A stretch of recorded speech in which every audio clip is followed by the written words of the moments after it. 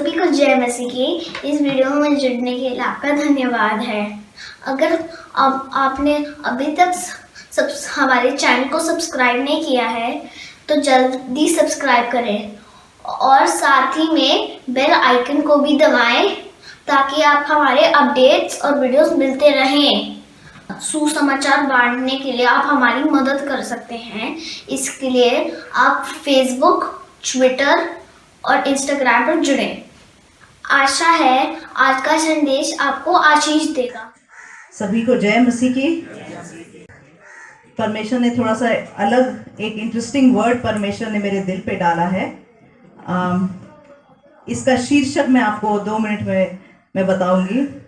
पहले हम एक वचन खोलेंगे, मत्ती 20 उसका 20 से 28।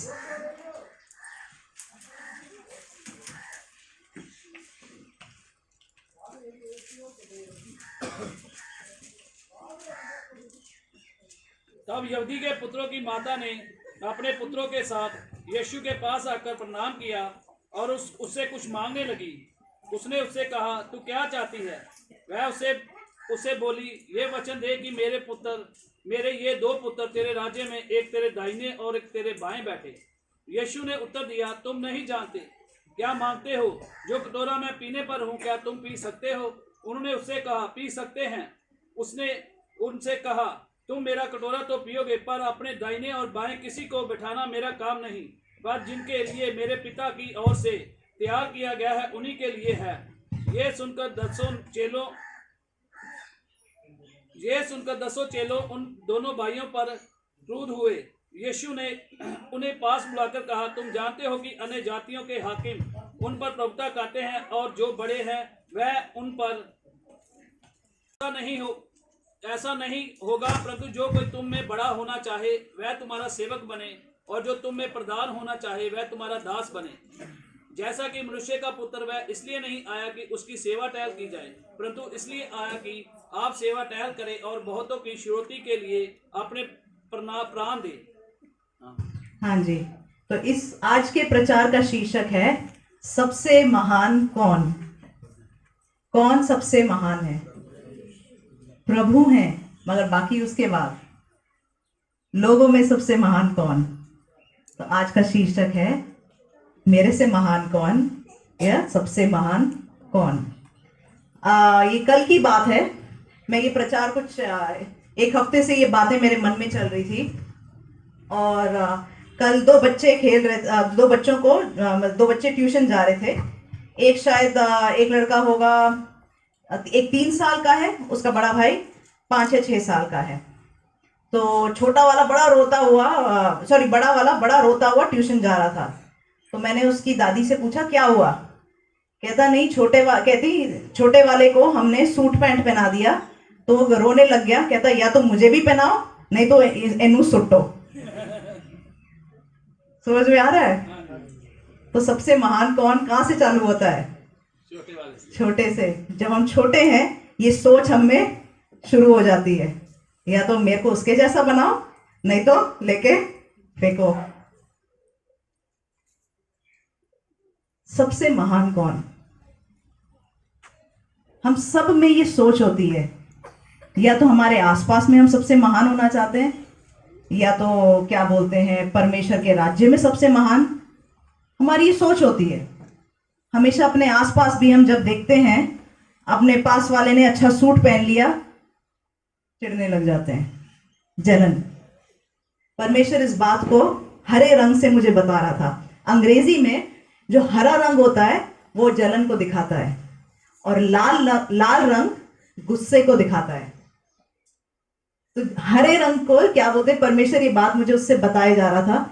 अलग अलग जगहों पे हरा रंग दिखा रहा था, मुझे बता रहा था जलन की आत्मा। इस बात को पंजाब में हम बहुत ज्यादा देखते हैं। बगल वाले का अगर घर में सोफा आ रहा है तो आस पड़ोस वाले जलने लगते हैं। बगल वाले के घर में अगर टीवी आ रहा है, आस पड़ोस वाले जलने लगते हैं। एक घर में सोफा आया तो कुछ दिनों के बाद दूसरे घर में भी सोफा आ गया। होता है कि नहीं? यह जलन की आत्मा। ट्रैफिक सिग्नल पे 3 रंग दिखते हैं ना, लाल, हरा, पीला। तो क्या होता है, जब ये हरा रंग चालू होता है ना, किसी के दूसरे का सोफा देखकर, किसी का दूसरे का घर देखकर, किसी के दूसरे के पति को देखकर, पत्नी को देखकर, तो पहले हरे रंग से शुरू होता है, इंसान जलने लगता है। फिर क्या होता है, ट्रैफिक का सिग्नल लाल हो जाता है, जलन के मारे क्या होने लग जाता है, गुस्सा। कभी कभी तो कुछ लोगों को समझ ही नहीं आता ये मेरे पे गुस्सा क्यों दिखा रहे हैं। फिर समझ में आता, अच्छा मेरे पास ये आशीष है, इस वजह से जल रहे हैं। होता है कि नहीं? पंजाब में होता है ये नहीं कि नहीं होता है? कौन कौन कहते हैं होता है? होता है ना? तो सबसे महान कौन? जो छोटा है ये सब पीले वाला। सबसे महान कौन? दुनिया में सबसे महान कौन? हमारे सोसाइटी में सबसे महान कौन? परमेश्वर के राज्य में सबसे महान कौन? जो सबसे छोटा। वचन कहता है जो सबका दास है। परमेश्वर भी आया सेवा करने। एक वर्ष पढ़ेंगे, लूका 22 का 37। 27 को क्या बोलेंगे? 27। 22 का 27।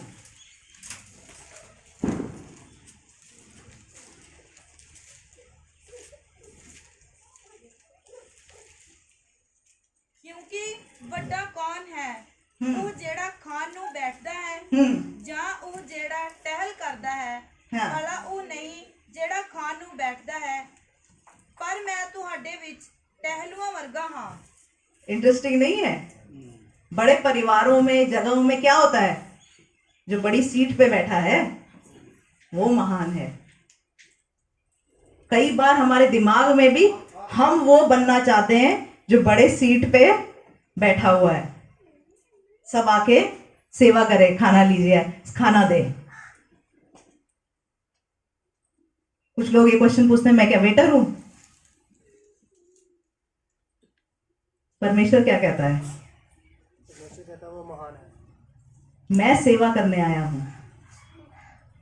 मैं बैठ के खाने नहीं, मैं सेवा करने आया हूं, खाना देने वाला।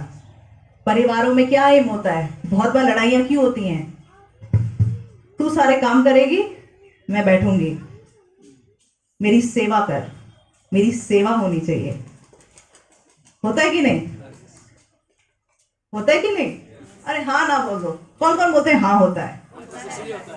क्यों? क्योंकि मैं महान हूं। यीशु मसीह कहता है मैं सेवा करने, खाना परोसने आया हूं। आगे से जब भी आप खाना परोसे किसी को, किसी की सेवा करें। तेरे बर्थडे के लिए हमने ऑलरेडी तेरे को विश किया तो थी नहीं। जब भी हम किसी को खाना परोसे, क्या याद रखें कि परमेश्वर यीशु मसीह ने भी यही किया। औरतों को क्या बुलाया जाता है? कई बार ये बड़ी लड़ाई होती है ना, आदमी महान की औरत महान, होता है ना? बाइबल में भी ऐसा लिखा है, इसके बारे में भी जाएंगे अभी डिटेल में। औरतों को क्या बुलाया जाता है? आदमियों का, आदमियों का नहीं, वाइफ को हस्बैंड का क्या बुलाया जाता है? हेल्पर। क्या बुलाया जाता है? हिंदी में सहायक, पंजाबी में मददगार। हेल्पर और किसका नाम है बाइबल में बताओ? बताओ। अरे आप लोग बाइबल ठीक से नहीं पढ़ रहे हैं। पवित्र आत्मा। गुड। पवित्र आत्मा को तो फिर लगना चाहिए मेरे को तो हेल्पर बुला दिया, मैं तो कम हूं। वचन में लिखा है किसी के भी अगेंस्ट कुछ भी पाप किया जाए माफ किया जाता है, पवित्र आत्मा के अगेंस्ट किया गया तो माफ नहीं किया जाता है। उस हेल्पर की बात हो रही है। तो अगर औरतें आपको हेल्पर बुलाया जा रहा है तो और किसको बुलाया जाता है? पवित्र आत्मा।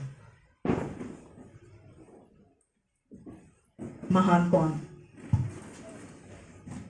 मेरे पड़ोसियों में महान कौन? मेरे घर में महान कौन?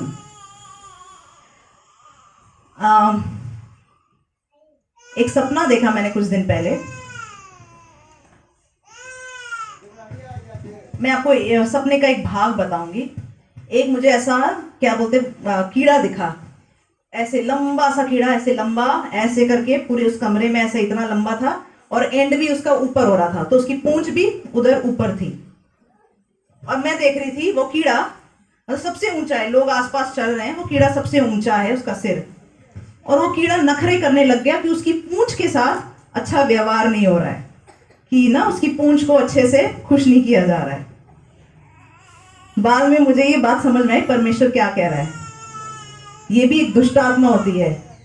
कुछ लोगों को कीड़ा होता है सबसे महान बनने का, तो वो हर चीज में क्या करेंगे, नखरा। मेरे साथ सही व्यवहार नहीं किया गया, मुझे महान उठा के रखो, मैं महान हूं। तो ये कीड़ा होता है कुछ लोगों में, उसको यीशु मसीह के नाम से डांटना है।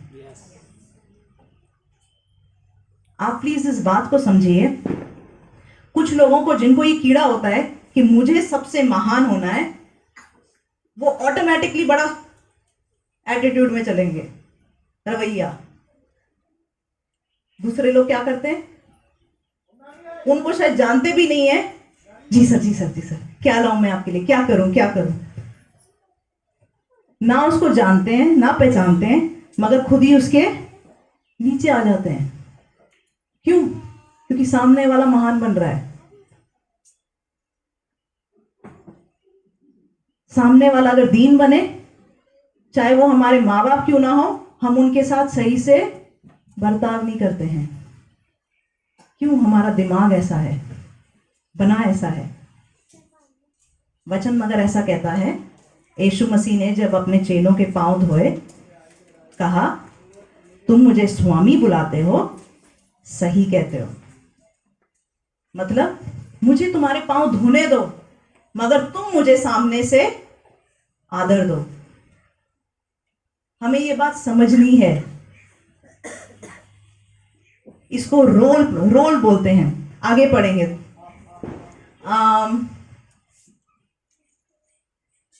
पहला पत्रस 3 उसका 1 से 7। हे पत्नियों, तुम भी अपने अपने पति के अधीन रहो, इसलिए कि यदि क्या बोलता है? हे औरतों, आदमियों के अधीन रहो, ऐसा बोलता है? पत्नियों नहीं, पत्नियों अपने पति के अधीन। औरतों, सारी औरतें सारे आदमियों के अधीन नहीं, पत्नियां पति के। डिफरेंस है, फर्क समझ में आया? क्योंकि एक औरत है तो इसका ये मतलब नहीं हो जाता सबके अधीन, मगर पत्नी पति के अधीन। हाँ जी, आगे। इसलिए कि यदि इनमें से कोई ऐसे हो जो वचन को ना मानते हो, तो भी तुम्हारे भय सहित पवित्र चाल चलन को देखकर बिना वचन के अपनी अपनी पत्नी के चाल चलन के द्वारा खिंच जाए। ये एक समझ में आया। एक टाइम पे मैं किसी के लिए प्रार्थना कर रही थी, वो कह रहे थे मेरे पति परमेश्वर में आते ही नहीं है, परमेश्वर को मानते ही नहीं है, कितने सालों से मैं कोशिश कर रही हूं। परमेश्वर ने ये वचन तब मुझे दिया, तुम्हें कुछ कहने की जरूरत नहीं होगी, तुम्हारे चाल चलन के द्वारा वो परमेश्वर में आ जाएगा। मैंने उनको ये कहा, वचन में ऐसा लिखा है, हमारे अच्छे बर्ताव के थ्रू वो परमेश्वर में आएंगे। हमने क्या पढ़ा अभी?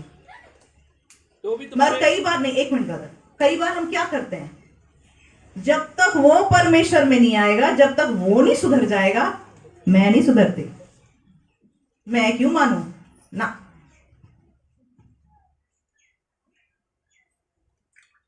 करते कि नहीं ऐसा? तुम्हारे अच्छे चाल चलन की वजह से वो परमेश्वर में आएगा।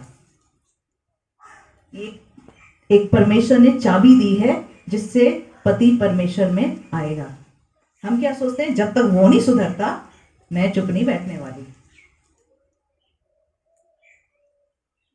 सोचते कि नहीं ऐसा? हाँ जी, आगे पढ़ेंगे।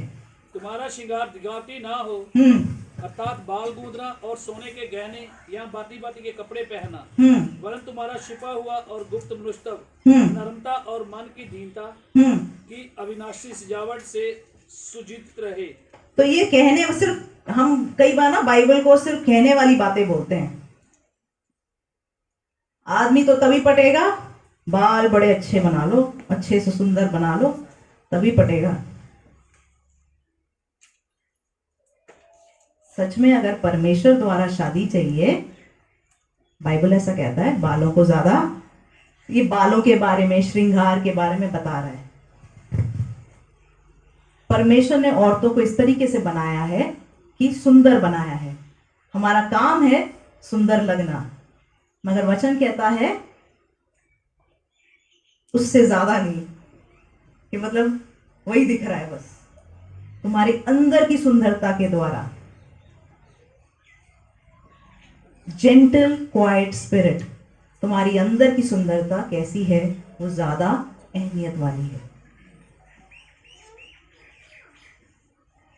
हाँ जी, आगे पढ़ेंगे। क्योंकि परमेश्वर की दृष्टि में इसका मूल्य बड़ा है।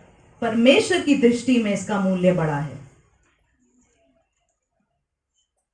जो आदमी लटके झटके से आपको मिल जाए, शादी कर ले, कोई और लटका झटका दिखाएगा, वो फिर उसके पीछे चल दिया, है कि नहीं? ऐसा होता है कि नहीं? राइट? तो सुंदरता कहाँ की होनी चाहिए? हाँ जी, ठीक है। हाँ जी, आगे ब्रदर। पूर्व काल में पवित्र स्त्रियां भी जो परमेश्वर पर आशा रखती थी, अपने पति को इसी रीति से आपको इसी रीति से संवारती और अपने अपने पति के अधीन रहती थी, जैसे सारा अब्राहम की आज्ञा में रहती और उसे स्वामी कहती थी। इसी प्रकार तुम भी यदि भलाई करो और किसी प्रकार के भय से भयभीत ना हो, तो भय से भयभीत ना हो। सारा अपने पति को क्या बोलती थी? स्वामी।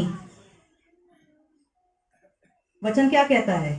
किस तरीके से अपने पति से व्यवहार करना है, कि जैसे वो आपके ऊपर है, स्वामी है। डर में ना, क्या बोलते हैं, वो बिना डर के उन्होंने किया। मतलब पति अगर कुछ बोलने लग गया, ऐसा कुछ करवाने लग गया जो आपके लिए अच्छा नहीं है, जो आपको लगता है आपके लिए आशीष का कारण नहीं है, तो फिर तो आप सोचोगे ये तो मेरे लिए अच्छा नहीं है। मगर परमेश्वर पे विश्वास करते हुए पति के अधीन रहना है, क्योंकि पति परमेश्वर नहीं है, वो परफेक्ट नहीं है। कोई भी पति परफेक्ट है यहाँ पे? कोई कह सकता है पतियों में से मैं परफेक्ट हूं? कोई है? एक कोई भी बता दो मैं परफेक्ट हूं। सब मानते मैं परफेक्ट नहीं हूं। कई बार हस्बैंड्स गलत डिसीजन ले सकते हैं, कई बार कुछ ऐसी चीजें कर सकते हैं जो पत्नी के लिए अच्छा नहीं है। हो सकता है कि नहीं? पत्नियां, मगर क्योंकि परमेश्वर का वचन ऐसा कहता है, हमें मानना है। मगर अपना विश्वास फिर उस केस में किसके ऊपर डालना है? परमेश्वर के ऊपर, कि परमेश्वर मुझे निकालेगा। मैंने अपने लाइफ में ऐसे डिसीजंस लिए हैं जहां पे परमेश्वर ने मुझे कहा, जहां मुझे मतलब बिल्कुल भी जो डिसीजन पास्टर ले रहे थे बिल्कुल पसंद नहीं था, मगर मैं परमेश्वर से प्रार्थना करी थी, परमेश्वर मैं क्या करूं, मैं क्या करूं? जो तेरे हस्बैंड का है वो कर। ठीक है परमेश्वर, मैंने ऐसा किया, मगर अंत में परमेश्वर ने जो हमारी भलाई के लिए था उसको उत्पन्न किया।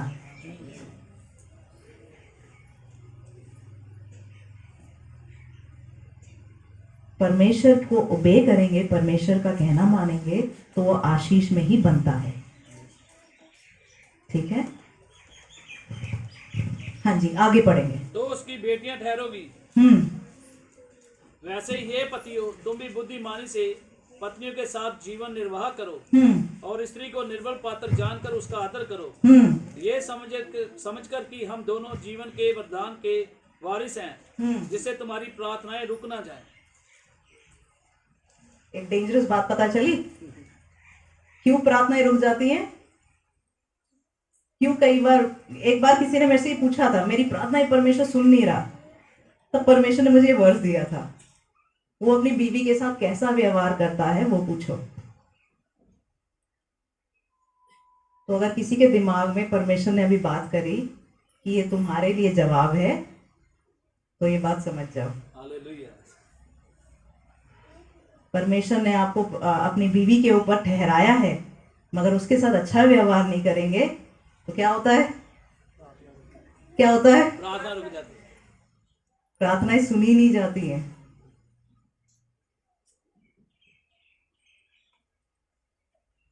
सबसे महान कौन?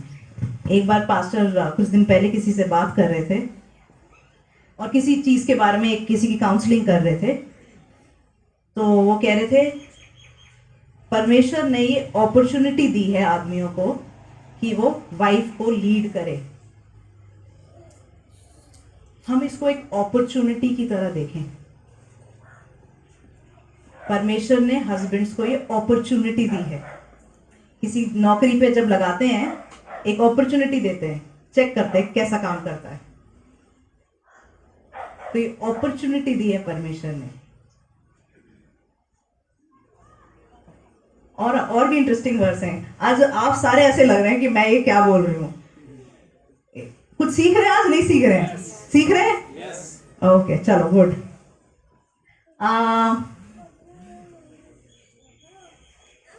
चलिए कोलोसियों उसका 3:18 से 25 पढ़ेंगे। ये पत्नियों, जैसा प्रभु में उचित है वैसा ही अपने अपने पति के अधीन रहो। फिर से बोल रहा है पत्नी पति के अधीन रहो। तो कोई गलती तो नहीं था, एक बार बोल दिया वो गलती नहीं थी। पत्नियां पति के, पत्नियां बोलेंगे, पत्नियां बोले, पत्नियां पति के अधीन रहो अगर तुम्हें अच्छा लगे। नहीं, ऐसा नहीं लिखा है। अगर तुम्हें अच्छा भी ना लगे फिर भी अधीन रहो, ठीक है। चलो हाँ जी, आगे पढ़ेंगे। हे पतियों, अपनी अपनी पत्नी से प्रेम रखो और उनसे कठोरता ना करो। एक जगह पे कहता है पति अपनी बीवियों का इस तरीके से लीड करो कि जैसा परमेश्वर चर्च के लिए उसने अपनी जान दे दी। तो लीडिंग किसका काम है? लीडिंग किसका काम है? हस्बैंड्स का। किसका काम है? किसका काम है? अरे हस्बैंड्स बता दो किसका काम है? ठीक है, पतियों का। तो लीडिंग परमेश्वर ने हस्बैंड्स के हाथ में दिया हुआ है। हम कई बार क्या हो जाता है, अधीनता को हम परख सकते हैं। किसको मैं चुन के किसकी खिंचाई कर सकते हो? कौन खिंचाई करने देगा लेडीज में से? बताओ, कोई हाथ ऊपर कर दो, खिंचाई करूंगी। नीतू तेरी कर दूं? चलेगा ना? चलो, सबसे जवान पत्नी है तो इसलिए ठीक है। सपोज रंजीत भाई नहीं आए आज? अच्छा चलो, रंजीत भाई ने नीतू को बोला, नीतू आज गेस्ट आ रहे हैं, उनके लिए पूरी और आलू बनना चाहिए। अब नीतू क्या करती है? पूरी और आलू अलग करने की जगह आलू के पराठे बना देती है। अब वो अधीन रही रंजीत भाई के कि नहीं? नहीं रही, पता चल गया। तो रंजीत भाई क्या करेंगे? सबके सामने तूने ये क्या किया है, गलत बात की तूने। तो मैंने तेरे को आलू पूरी बोला, अभी आलू पूरी बननी चाहिए। तो रंजीत भाई ने सही किया कि गलत किया? सही किया। रंजीत भाई ने सही किया कि गलत किया? एक बार और वो लाइन पढ़े। हे पतियों, अपने अपनी पत्नी से प्रेम रखो और उनसे कठोरता ना करो।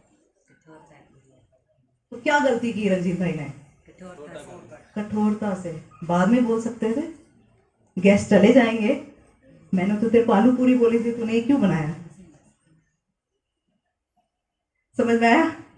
तो टेस्ट 1 में क्या हुआ? कितने मार्क आए? 10 मार्क का क्वेश्चन था, कितने मार्क आए? अरे बता दो पतियों, हैं? 2 मार्क्स। चलो, दीप्ति 2 मार्क दे रही है। अभी समझ में आ रहा है? अधीनता को हम नाप सकते हैं। प्यार को नापना बड़ा मुश्किल है, ठीक है। चलिए, कोई बात नहीं, कोई बात नहीं, ये अच्छे नए नए लेसन सीख रहे हैं हम, कोई बात नहीं।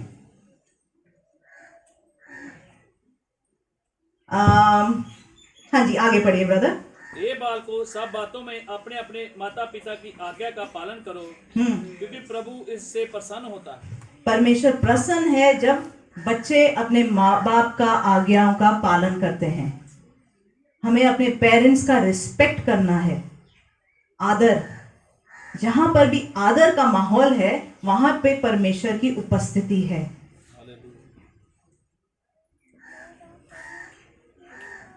वो बच्चे आशीष को भी देखते हैं। एक टाइम पे मैंने आप लोगों के साथ ये कहानी पता नहीं शायद बहुत बार बताई है, जिनको नहीं पता ये कहानी। एक टाइम पे मैं जब क्या बोलते हैं मिनिस्ट्री परमेश्वर की सेवकाई करने लगी, मैं देख रही थी कोई आशीष नहीं आ रही मेरे ऊपर। तो मैं प्रार्थना करने लगी, परमेश्वर ऐसा क्यों हो रहा है मेरे साथ। परमेश्वर ने मुझे बताया क्योंकि तू अपनी माँ के साथ लड़ती रहती थी, उसका आदर नहीं किया, इसलिए तेरे ऊपर आशीष नहीं आ रही है। अब क्या होता है, टीनेज बोलते हैं ये जो 13, 14, 15, 16, 17, 18, 19, सब बच्चे हम अपने आप को बड़ा स्मार्ट समझने लगते हैं। माँ को कुछ नहीं पता है। तो मैं भी ऐसा ही सोचती थी। मैं ऐसा नहीं सोचती थी मगर मैं लड़ाई करती थी। तो मैंने जाके अपनी मम्मी को सॉरी बोला। मेरी मम्मी ने मेरे को आशीष देते हुए प्रार्थना करी। अगले दिन से मैं आशीष देखने लगी।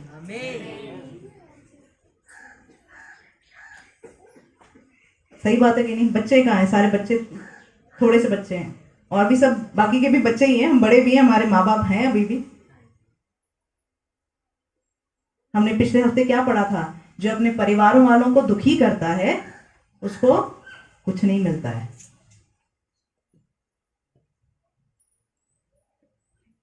तो क्या जब बच्चे कहना नहीं मानते क्या करना चाहिए? चले आगे पढ़ेंगे।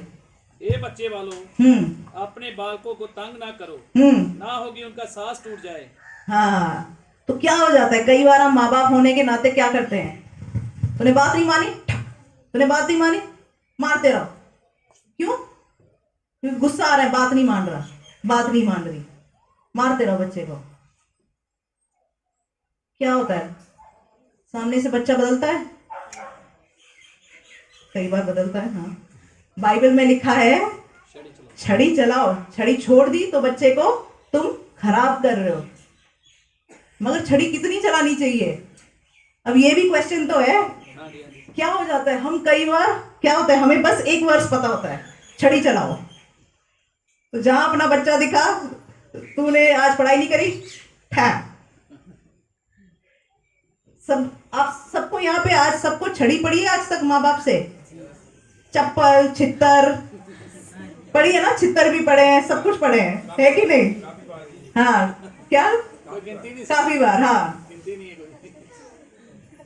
परफेक्ट बन गए हम उसके बाद?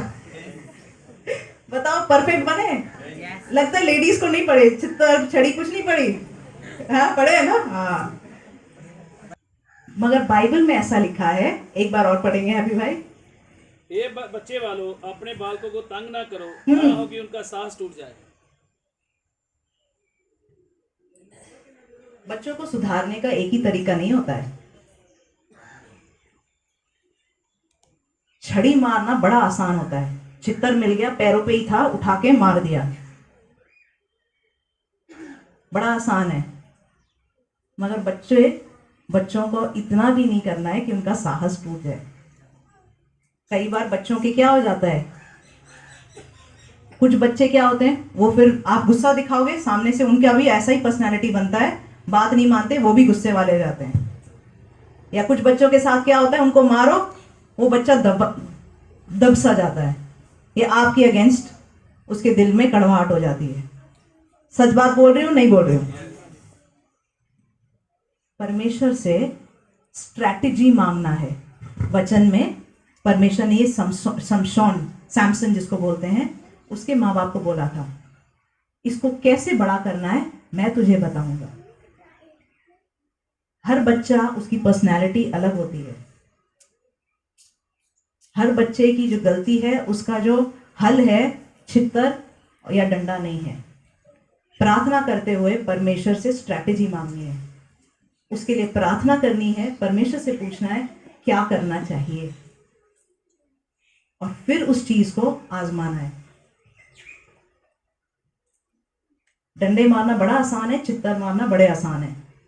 परमेश्वर से सुनते हुए उस चीज को लागू करना वो अब मुश्किल है।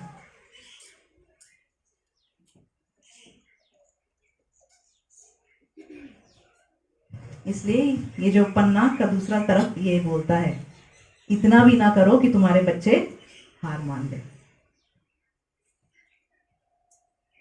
समझ में आ रहा है? हमने बस 2-3 चीजें सुनी है बाइबल में, 2-3 वर्ष पता है।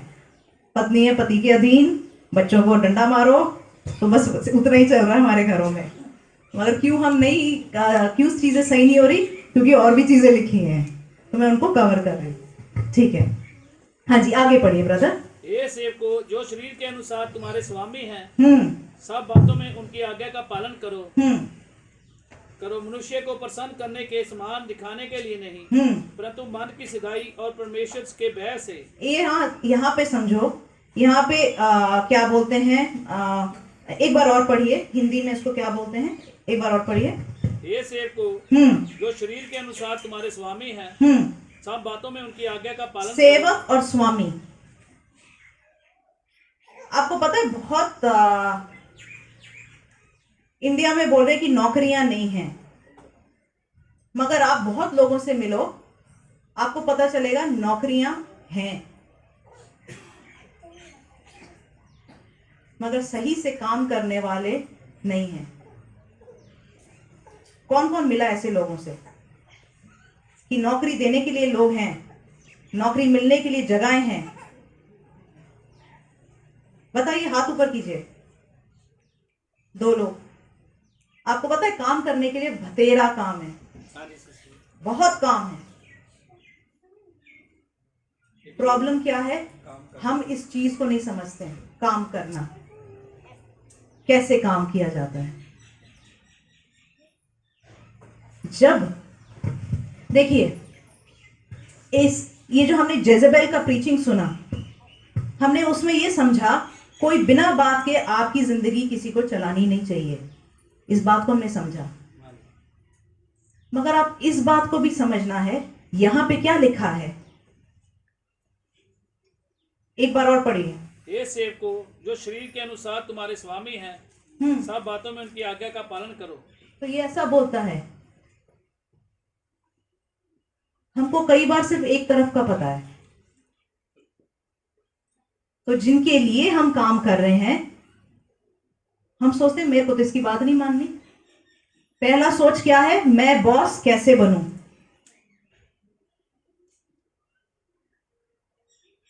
सब जगह काम में क्यों प्रॉब्लम है?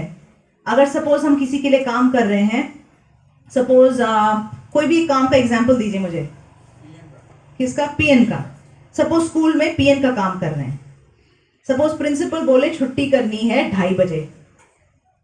अरे 2:30 बजे तो मेरे बच्चे स्कूल से आते हैं, 2:15 बजे कर देती हूँ, और फिर जब प्रिंसिपल नहीं है आसपास, 2:15 बजे छुट्टी कर दी। बड़े खुश होते हैं, मैंने तो अपना काम निकाल लिया, नौकरी पे पैसे भी मिल गए।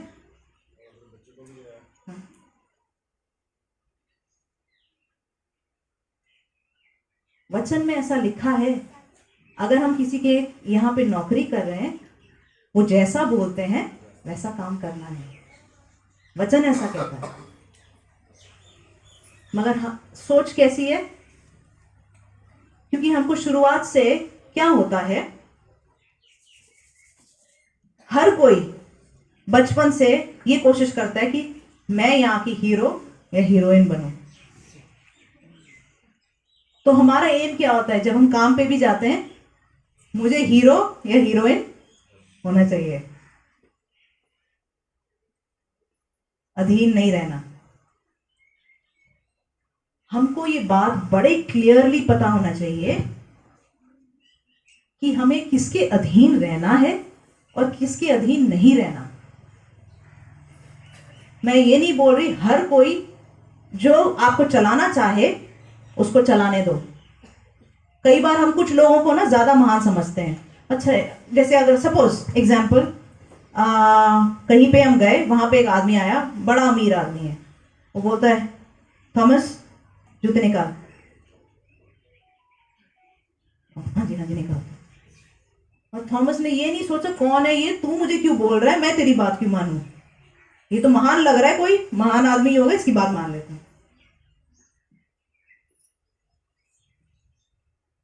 अब मैं यहां से किसी का एग्जाम्पल लेती हूँ क्योंकि मैं तो तेरी मम्मी को जानती हूँ, सोफिया। सोफिया की मम्मी बड़े अच्छे से आई, सोफिया जूते पहन के ना जा। मम्मी तो हम लोग ही पता है क्यों, क्योंकि सोफिया की मम्मी मारेगी नहीं उसको। किसके अधीन रहना है ये बात हमको जाननी है। जिसके अधीन रहना है उसके अधीन रहना है, जो बिना बात के चला रहा है उसके अधीन नहीं रहना है। जहां पे हम काम कर रहे हैं, अगर हम आशीष देखना चाहते हैं तो जो हमारे सेवक बोल रहे हैं वो हमको करना है, नहीं तो क्या फायदा हुआ।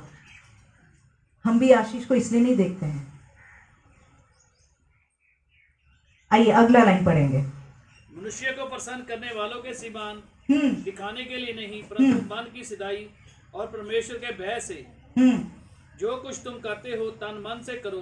हम्म। ये समझ मतलब ये सब हमारे काम की बात हो रही है। तन मन से करो, अपने दिल से करो। किस बात की बात हो रही है? काम की। हाँ जी आगे। ये समझकर कि मनुष्य के लिए नहीं परंतु प्रभु के लिए करते हो। आप अपनी नौकरी सिर्फ मनुष्य के लिए नहीं, किसके लिए कर रहे हो? प्रभु के लिए। प्रभु के लिए। प्रभु के लिए कर रहे हैं हम, चाहे जो काम कर रहे हैं। हाँ जी आगे। क्योंकि तुम जानते हो कि तुम्हें इस के बदले प्रभु से मिरास मिलेगी। तुम प्रभु से इसके बदले क्या मिलेगी? क्या बोलते हैं पंजाबी में? हाँ? बरकत। मतलब ये तो 2000 की सैलरी है, इसके लिए इतना काम किया तो काफी है। ये तो कह रहा है जो आशीष है या सैलरी है परमेश्वर की तरफ से भी आती है। हम इस सोच से निकल जाएं कि मैं नौकरी सेवक के लिए कर रहा हूं या मेरे ऊपर जो बॉस है उसके लिए कर रहा हूं, इतना पैसा मिल रहा है, मैं इतना ही काम चोरी के साथ काम करूंगा। हमारे पास एक और बॉस है जो हमारे काम को ऊपर से देख रहा है। जो पर्क्स होते हैं ना, बोनस, वो परमेश्वर देता है। तो जब हम काम कर रहे हैं सिर्फ ऐसा काम ना करें कि कोई हमें देख रहा है। जब कोई हमें देख रहा है, जो भी काम करें परमेश्वर के सामने। देखिए इस बात को हम समझें। ठीक है, मैं ये बात थोड़ा सा आगे जाके बताऊंगी। हाँ जी, इसको आगे पढ़ेंगे। तुम प्रभु मसीह की सेवा करते हो, क्योंकि जो बुरा करता है वही अपनी बुराई का फल पाएगा। हाँ। यहाँ किसी का पक्षपात नहीं। यहाँ किसी का पक्षपात नहीं, चाहे वो पति हो, चाहे पत्नी हो, चाहे बच्चे हो, चाहे सेवक हो, चाहे स्वामी हो, किसी का पक्षपात नहीं। किसी का पक्षपात नहीं।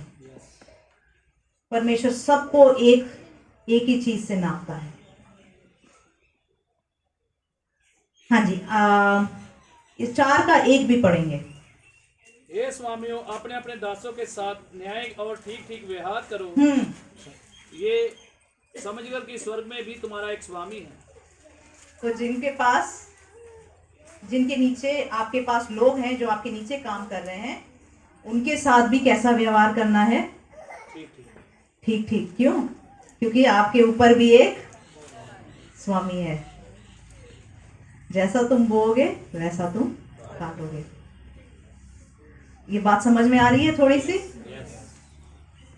ठीक है, आइए एक और एक वचन पढ़ेंगे।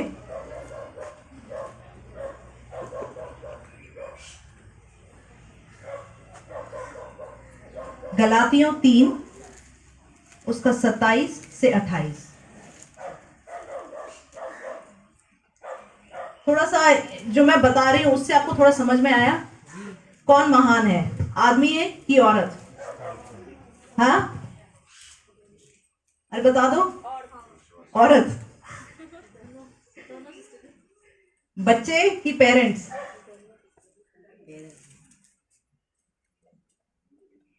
स्वामी कि दास? किसकी नजरों में? आगे ये सब पढ़ेंगे और समझाऊंगी। अभी भी क्वेश्चन है ना, इसका जवाब मिलेगा। हाँ जी, गलातियों 3 उसका 27 से 28।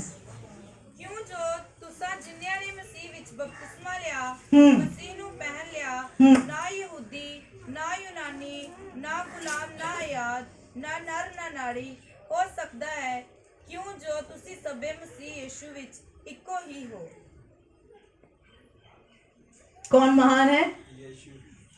हम सब परमेश्वर के सामने एक ही हैं। कौन यहूदी कौन यूनानी, चाहे आप इंडिया के हो चाहे इंग्लैंड के हो, चाहे आदमी हो चाहे औरत हो, चाहे स्वामी हो चाहे दास हो, परमेश्वर के सामने सब क्या हैं? एक हैं। परमेश्वर के हाथों में हर किसी जिसने यीशु मसीह में बपतिस्मा लिया है, मतलब आप में से हम में से हर कोई परमेश्वर के बेटे और बेटी हैं। हम एक हैं। यहां पर परमेश्वर ने हमको अलग अलग रोल्स दिए हैं, अलग अलग काम दिए हैं। अगर एक बीवी अपने पति की बात मानती है, वो उसको छोटा नहीं कर देती। परमेश्वर ने वो रोल दिया है। परमेश्वर के सामने हस्बैंड वाइफ दोनों क्या हैं? इक्वल हैं। जब तक आप धरती पे हो तब तक हमारा रोल है हस्बैंड के अधीन रहना, पतियों का रोल है लीड करना। मगर परमेश्वर के राज्य में सब क्या हैं? बराबर है।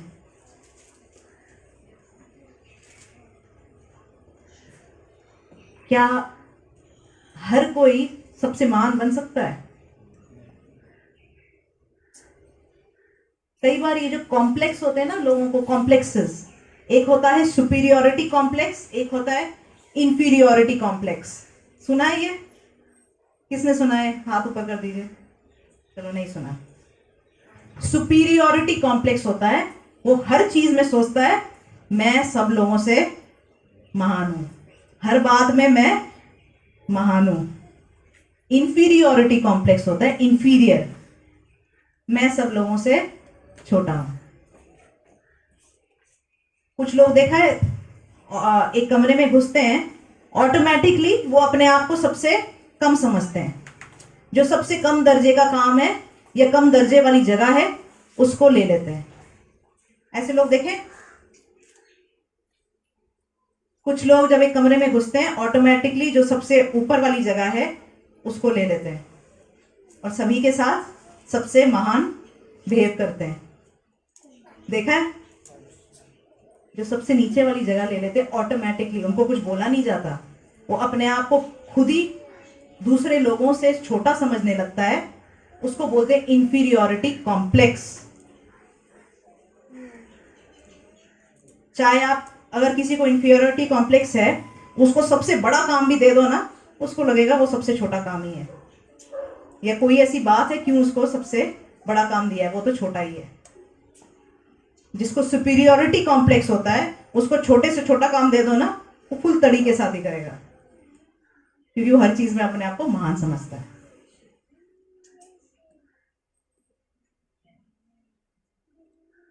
कई लोग क्या कोशिश करते हैं, उनसे बात करो, वो तुमसे हमेशा कोशिश करेंगे तुमसे महान दिखने की।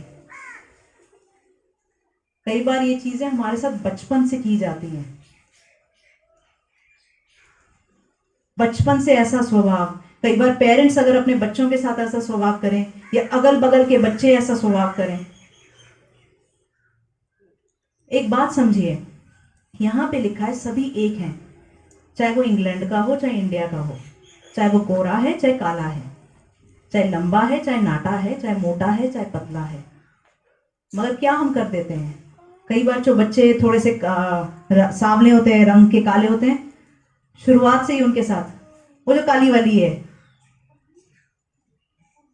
शुरुआत से ही, अरे ये तेरे दोनों बच्चे हैं, अच्छा बड़े सांवले हैं।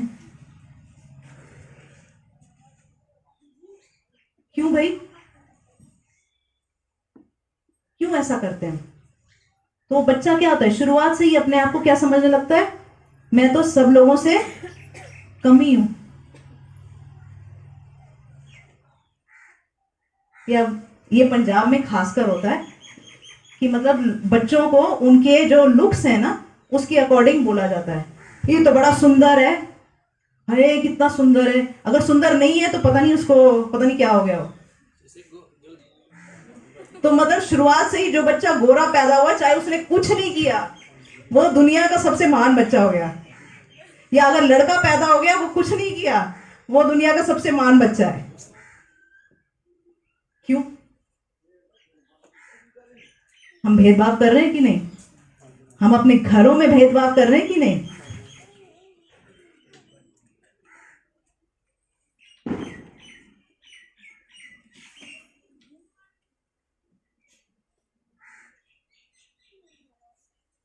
क्या होता है, देखो ये मैं आप लोगों को इसलिए बता रही हूँ कि हमारे जो बच्चे हैं, ये हमारे साथ ऐसा भेदभाव ना हो, हमारा दिमाग ऐसी चीजों में बंधे ना।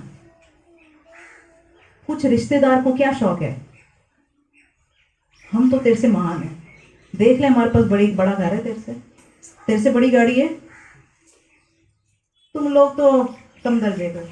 उनकी जिंदगी में यही एम होता है कि कैसे नीचे गिरा दे। करते कि नहीं? चाहे वो खुद की बहन हो, खुद का भाई हो। शुरुआत से ही माँ बाप होने के नाते हमें ये सिखाना है, चाहे तू लड़का है, चाहे तू लड़की है, चाहे तू अमीर है, चाहे तू गरीब है, चाहे तू सुंदर है, चाहे तू देखने में गंदा हो, तू हम सब के लिए बराबर है। ना किसी रिश्तेदार को अपने बच्चे के साथ कोई भेदभाव करने देना। हम क्या करते हैं, अपने बच्चे के अंदर कॉम्प्लेक्स डाल देते हैं। कॉम्प्लेक्स, कुछ लोगों को सुपीरियर बनने का कॉम्प्लेक्स है, सबसे बड़ा होने का कीड़ा है।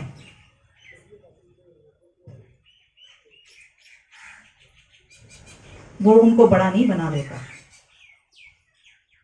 बाइबल ऐसा कहता है, परमेश्वर घमंडी को दूर से ही जानता है, मगर जो दिल का हलीम है, परमेश्वर उसके पास है।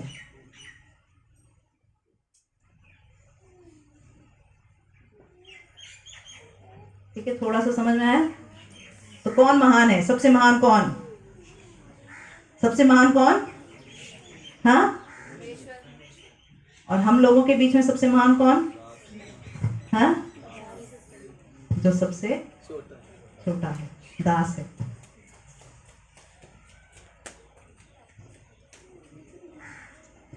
अब ये जो कहानी हमने पढ़ी, इस कहानी में लिखा है, एक बार इसको निकालेंगे, मत्ती उसका 20।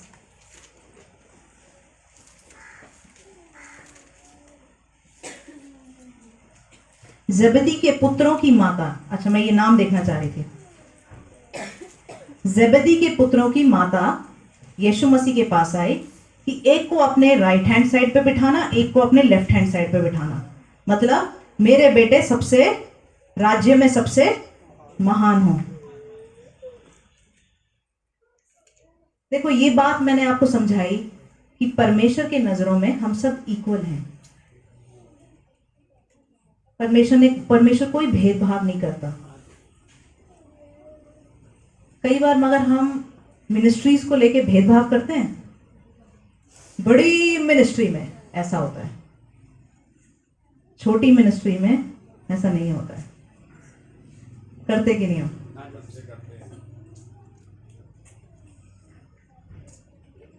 यीशु मसीह कहता है, जो मैं कप में से पीने वाला हूं, मतलब जिन मुश्किलों से मैं होके गुजरने वाला हूं, क्या तुम भी होके गुजर सकते हो? वो कहते हैं हाँ हाँ होके गुजरेंगे। परमेश्वर कहता है तुम होके गुजरोगे उन चीजों में से, मगर कौन मेरी राइट पे बैठता है या कौन मेरे लेफ्ट पे, वो पिता के हाथ में है। कई बार शायद हम लोगों के बीच में अपने आप को महान नहीं ठहराते, मगर हम कई बार ये कोशिश करते कि परमेश्वर के राज्य में वहां पे मैं सबसे महान हूं।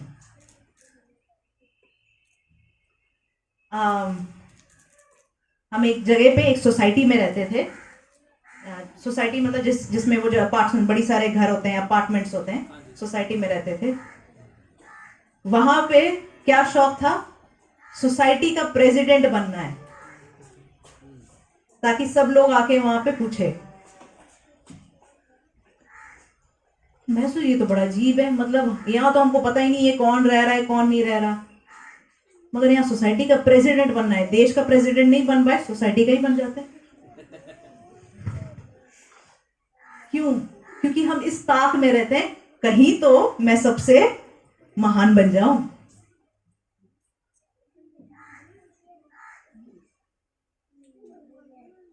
वचन ऐसा कहता है, परमेश्वर को, अपने आप को परमेश्वर के हाथ के नीचे अधीन करो और सही समय पर वो तुम्हें उठाएगा। महान बनना है तो सबके सेवक बनो।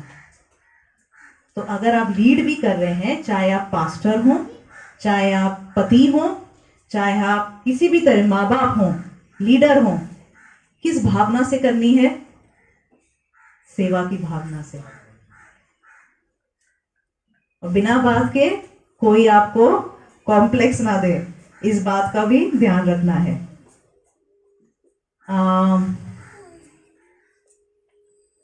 एक और वचन निकालेंगे, इफिसियों 2, ये लास्ट खोलेंगे, उसके बाद ये लास्ट वर्स में जाएंगे। इफिसियों 2 उसका 6।